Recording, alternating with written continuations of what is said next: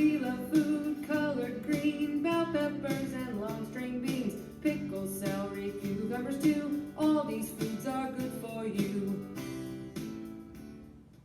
Hello, I'm Carmen Long, and welcome to another segment of Storytime Cooks. Today we're going to be reading Chicks and Salsa as we learn about food through books.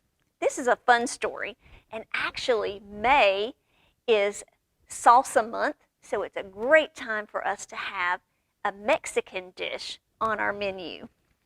This is a fun story because probably not really true, but it might make us laugh a little bit. There was grumbling in the hen house of Nut Thatcher Farm. The chickens were tired of chicken feed. The rooster took it upon himself to solve their problem.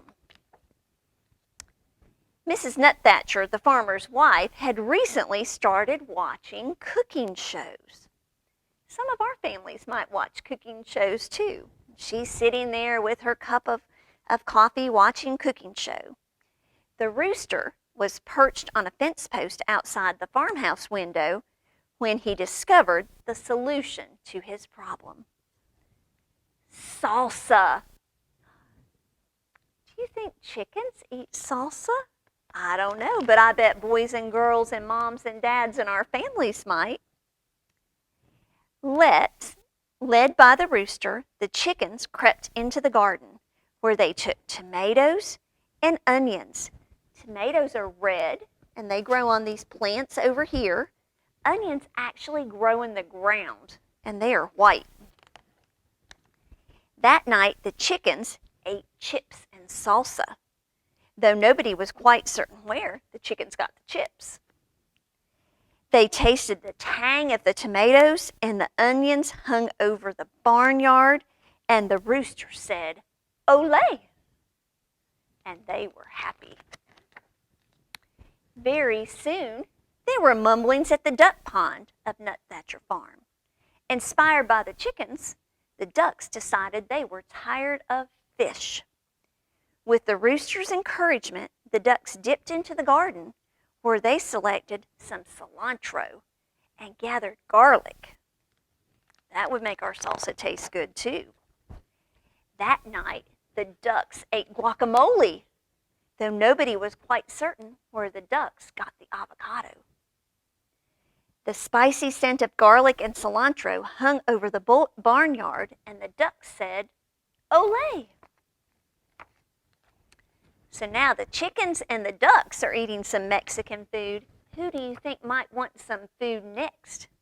You've got it, the pigs. The next morning, there was rumbling in the pig pen. Overwhelmed by the enticing aromas, the pigs decided they were tired of their slop, and that's what pigs call their food. While the rooster distracted Farmer Nut Thatcher, the pigs plodded into the garden, where they borrowed beans and chopped chilies. Wonder what they're going to make. The rooster pretended he was having some problems, and the farmer was checking him out while the pigs slipped into the garden. That night, those pink pigs ate nachos, though nobody was quite certain where the pigs got the nacho cheese sauce. The delightful deliciousness of cheese and chilies hung around the barnyard, and the pigs said, what do you think they might have said? The chickens said "Olé," the ducks said "Olé." Now the pigs are going to say "Olé." As everyone knows, when a passion for Southwestern cuisine takes hold of a farm, and so many scrumptious, spicy, savory scents collide in the barnyard, it can only lead to one thing: a fiesta. And a fiesta is a party, and that's really fun. The rooster got things organized, then returned to his fence post to watch for a good enchilada recipe while Mrs. Nut Thatcher was watching her cooking show. The horses decorated the barn, and they made it so pretty. They've got bright colors. There's red and green.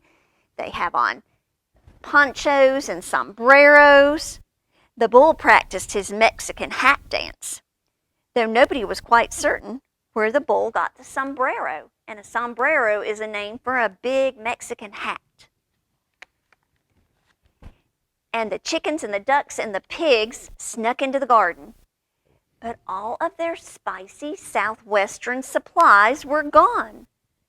The scallions had been stolen, and the peppers had been pilfered, and the limes had been lifted.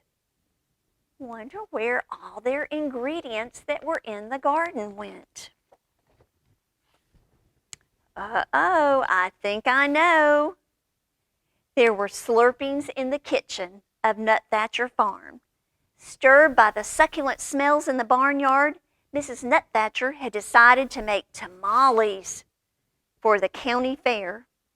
The saucy sweetness hung over the farmhouse kitchen, and Mrs. Nutcracker said, "Olé," just like the animals did. Disappointed, the animals had to cancel their fiesta. They didn't have a party because they didn't have any ingredients to make their food. That evening, the chickens ate their chicken feed, and the ducks ate their fish, and the pigs ate their slop. But while the Nut Thatchers were at the fair, the rooster crept into the kitchen and borrowed a French cookbook. The next morning, the rooster ate crepes with white grapes in champagne sauce, though nobody was quite certain where the rooster learned how to read. A satisfied smile stretched over the rooster's beak, and the rooster didn't say "Olé," because that's something that we would use when we're doing Mexican food. He said "Ooh la la," which they might say when they're making French food. So this is a fun story that talks about all kinds of food, but today we're going to make Mexican Fiesta rice. And this is a really easy recipe, and I like it because you make it all in one pan. So we put water and instant rice. We measured out the amount we wanted in our electric skillet. And you're going to have some help with this recipe. This is a family recipe, but it's a fun one that the whole family might enjoy eating. We put the rice and the water in the electric skillet, let the rice cook. In the meantime, we took a can of corn, and you could actually use frozen corn, or you could take an ear of corn and cut that off the cob after you've cooked it in the microwave. And that would be a good way to add your yellow color from your corn in your ingredients. If we're using canned vegetables, it's always a good idea to get the one that says no salt added or reduced salt, but we still are going to drain all the liquid off of our corn, off of our kidney beans, and then we're going to add some tomato sauce. So we're going to mix all that into the pot or into the pan. We're going to put the lid on it, let it cook, and in less than 10 minutes, you have this delicious side dish, rice, beans, and corn. You could add some chicken to it.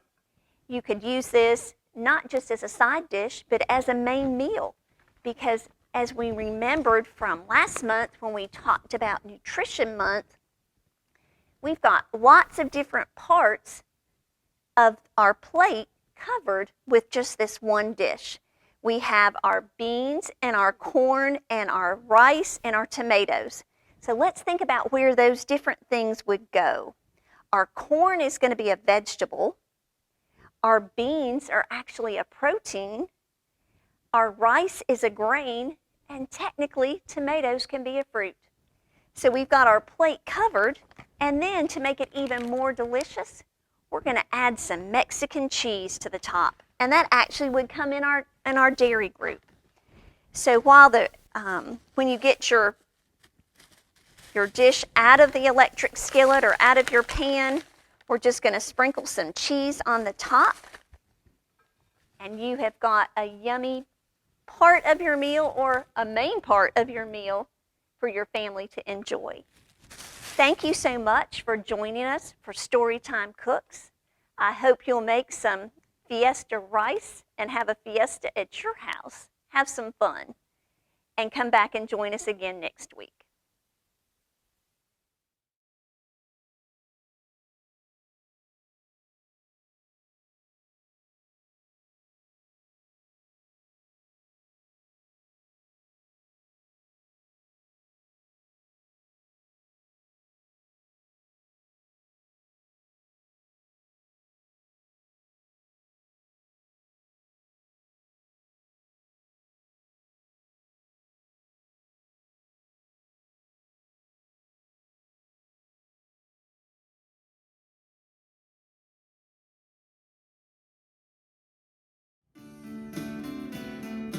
We love food colored green, bell peppers and long string beans, pickles, celery, cucumbers too.